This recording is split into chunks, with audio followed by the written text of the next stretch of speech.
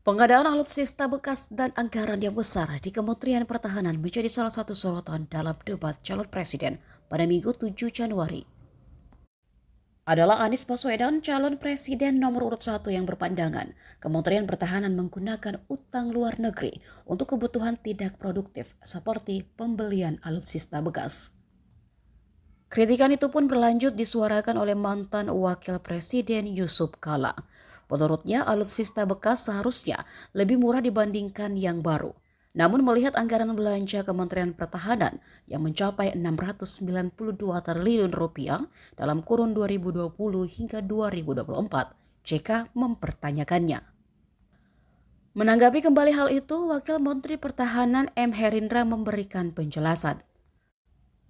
Mekanisme pengadaan alutsista oleh Kementerian Pertahanan secara prinsip mengakomodir pengajuan dari Mabes TNI dan Angkatan. Lebih jauh, Herindra mengungkap membeli pesawat tempur tidak hanya membeli pesawatnya saja, namun Kemenhan juga membeli peluru kendali, bom, amunisi, dan pelatihannya. Jadi yang dibeli bukan hanya pesawat saja, namun semua sistemnya.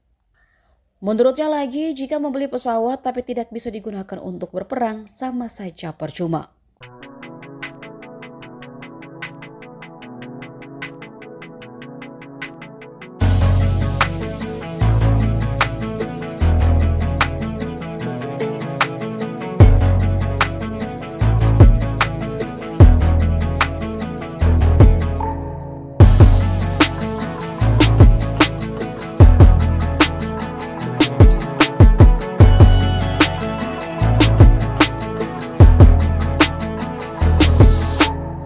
Kalau ada yang bilang pembelian alutsista kita itu kemahalan, mana datanya? Kita beli pesawat tempur, itu kan bukan hanya beli pesawat saja, tapi kita juga beli peluru kendalinya, bomnya, munisinya, pelatihannya. Jadi kita beli semua sistem. Seolah-olah kalau kita beli pesawat itu hanya pesawatnya doang. Kalau terbang doang bisa, tapi kalau terbang tapi nggak bisa buat perang, buat apa?